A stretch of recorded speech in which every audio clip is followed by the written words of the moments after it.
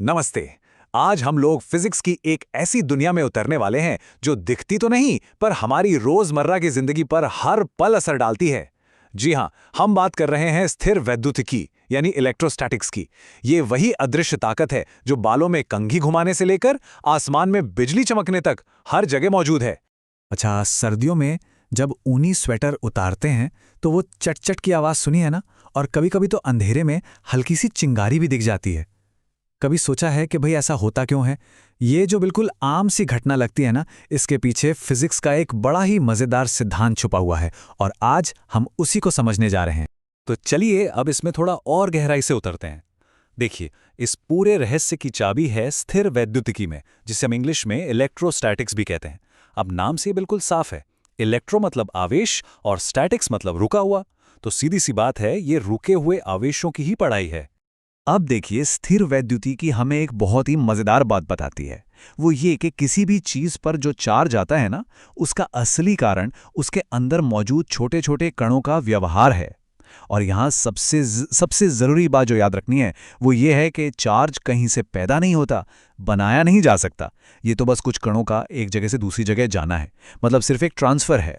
तो अब सवाल ये उठता है कि ये आवेश, ये चार्ज आखिर है क्या चीज़? देखिए, ये कोई बाहर से आई हुई चीज़ नहीं है।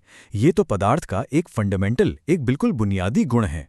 ठीक वैसे ही जैसे किसी भी चीज़ का अपना एक वजन या द्रव्यमान होता है। अगर हम फिजिक्स की भाषा में बात करें तो विद्युत आवेश किसी भी पदार्थ की वो प्रॉपर्टी है जिसकी वजह से वो अपने चारों तरफ एक असर पैदा कर सकता है, एक फील्ड बना सकता है, जिसे हम इलेक्ट्रिक और मैग्नेटिक फील्ड कहते हैं। और मज़े की बात यह है कि वो न सिर्फ ये फील्ड बना सकता है बल्कि दूसरों के बनाए फील्ड को महसूस भी कर सकता है। और इसी गुण की वजह से चार्ज की हुई चीज़ें एक दूसरे को या तो खींचती हैं या दूर धकेलती हैं। जरा इस तस्वीर को देखिए।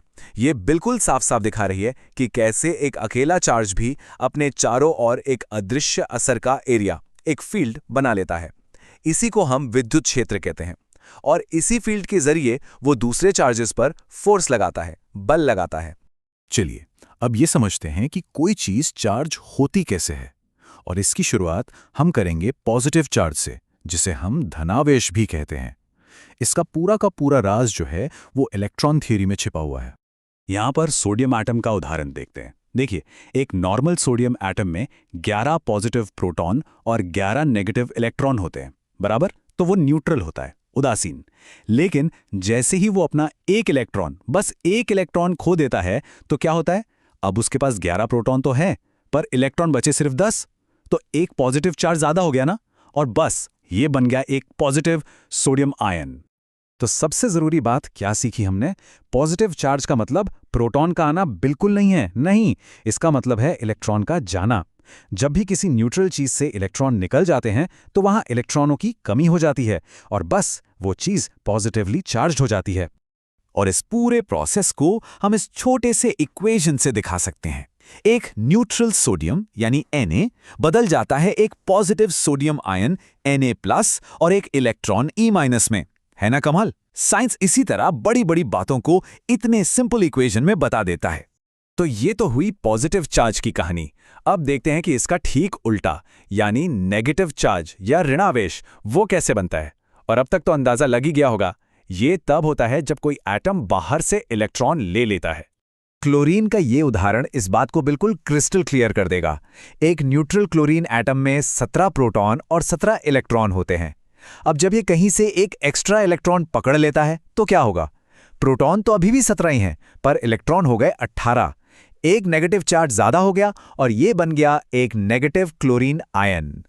तो शॉर्ट में कहें तो जब कोई न्यूट्रल चीज बाहर से इलेक्ट्रॉन ले लेती है तो उसमें इलेक्ट्रॉनों की अधिकता हो जाती है, मतलब इलेक्ट्रॉन ज्यादा हो जाते हैं। और जैसे ही प्रोटॉन के मुकाबले इलेक्ट्रॉन बढ़े, वो चीज नेगेटिवली चार्ज हो गई।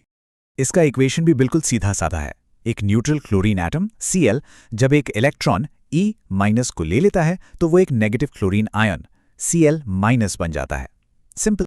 चलिए, तो अब तक हमने जो कुछ भी सीखा है उसे फटाफट समराइज कर लेते हैं। ये इलेक्ट्रॉन थ्योरी के सबसे जरूरी पॉइंट्स हैं। कह सकते हैं कि ये इस पूरे टॉपिक का निचोड़ है। तो जो सबसे जरूरी बातें हैं वो दिमाग में बिठा लेनी है।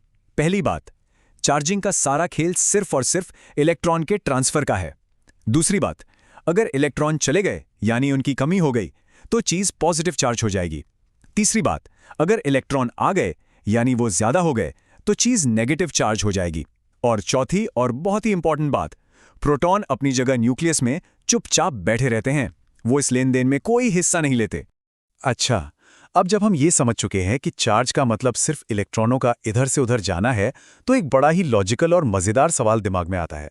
अगर सारा खेल इलेक्ट्रॉनों का ही है, तो फिर ऐसा क्यों है कि कुछ चीजें जैसे तांबा अपने अंदर से इलेक्ट्रॉनों को आराम से जाने देती हैं और कंडक्टर कहलाती हैं, जबकि कुछ दूसरी चीजें जैसे लकड़ी या प्लास्टिक ऐसा नहीं करती और इंसुलेटर कहलाती हैं? इस सवाल का जवाब हम अपने अगले विश्लेषण में ढूंढेंगे।